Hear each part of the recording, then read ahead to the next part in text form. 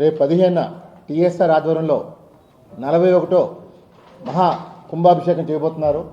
ఇది గడిచిన 40 సంవత్సరాలు వీరి తాతగారైన శివభక్తులు గారు ఒకటే చెప్పారు, సుబ్రహ్మణ్య గారు, ఇది విశాఖపట్నంలో మీరు చేస్తే విశాఖపట్నం ప్రజలకి మంచిదని, ఎటువంటి ఆటంకాలు రాకుండా విశాఖపట్నం అవుతారని చెప్పి మనం చేశారు. క్రమం తప్పకుండా సుబ్బరామరెడ్డి గారు ఆచరిస్తున్నారు. మరి ఇవాళ మనం చూసాం, విశాఖపట్నంలో హుదూద్ తుఫాన్లు వచ్చినా, ఎన్నో ప్రళయాలు వచ్చినా, కేవలం విశాఖపట్నంలో మనం చేసిన ఇలాంటి కార్యక్రమం వల్ల విశాఖపట్నం ఏమి కాకుండా ఇన్నాళ్ళు ప్రశాంతంగా ఉంది. మేము ఒకటే పిలిపిస్తున్నాం రేపు 15. ఎందుకంటే చాలామంది నేవీ మేళ వల్ల ఆటంకం వస్తుందని చెప్పి అనుకున్నారు.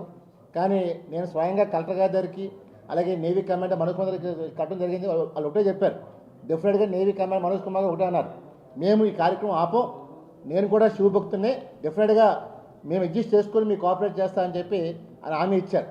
కలెక్టర్ గారికి ఇదే విషయం చెప్పగానే ఫోన్ చేసి మాట్లాడారు, వీరు సపోర్ట్ అని చెప్పారు. డెఫినెట్గా we are thankful to the district administration office అందరికీ.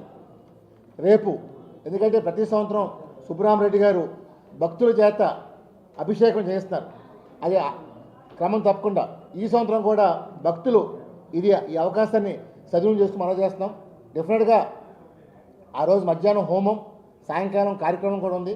అదే డెఫినెట్గా ఇది ఎందుకంటే ఏమీ ఆశించకుండా సుబ్బరామరెడ్డి గారు 41వ సంవత్సరం ప్రజలు బాగుండాలి, నేను ఏదైతే విశాఖ దత్తత తీసుకున్నానో నా ప్రాంతం సుభిష్టంగా ఉండాలని చెప్పి ఆయన నిరంతరం పోరాడుతున్నారు. ఎందుకంటే ఇది అందరికీ రాదు ఇలాంటి ఉదయం. మరి నిజంగా భగవంతుడు ఆయనకి ఇచ్చిన మంచి ఉదయం విశాఖపట్నంలో చేస్తున్న పుణ్యం, అదృష్టం మనం చేస్తాను.